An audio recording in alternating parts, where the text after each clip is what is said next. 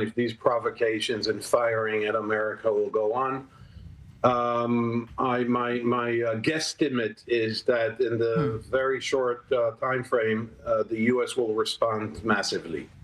If the Houthis on the Red Sea and in the western part of Yemen, which they hold, will continue harassing American ships passing by, or for that matter, if it happens in the Persian Gulf, I think the American response will be swift and very, very, very massive.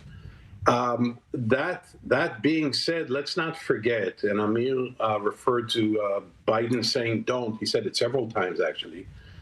What the Americans are trying to avoid, and that's their paramount interest in terms of this limited conflict, is to avoid escalation. And for them, escalation is in its horizontal escalation. It means geographic escalation, not vertical escalation in Gaza. Right.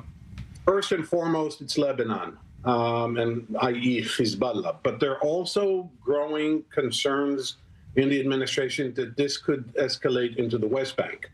Now, if this escalates into the West Bank, there are some people in the administration whose job it is not to think of what we do tomorrow, but their job is to look at it from a broader perspective, or from 40,000 feet, if you will, as opposed to the cliche.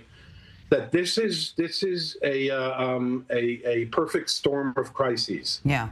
That Russia, Ukraine, that NATO support for Ukraine, that the Republicans' refusal or reluctance to approve $61.5 billion in aid to Ukraine, that the Chinese challenge, the so-called global South, not standing with America, and in fact, in many cases, being adversely or adopting an adverse position to America.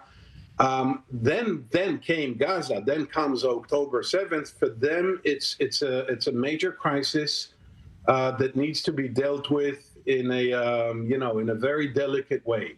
Back to the Houthis, one of the ways to somehow untie this crisis is to respond, because the last thing Biden wants is to be accused not just of being unconditionally and in an imbalanced way pro-Israeli, but refraining from retaliating against provocations such as the Houthis. So back to your original question, I think the U.S. will respond heavily in the near future.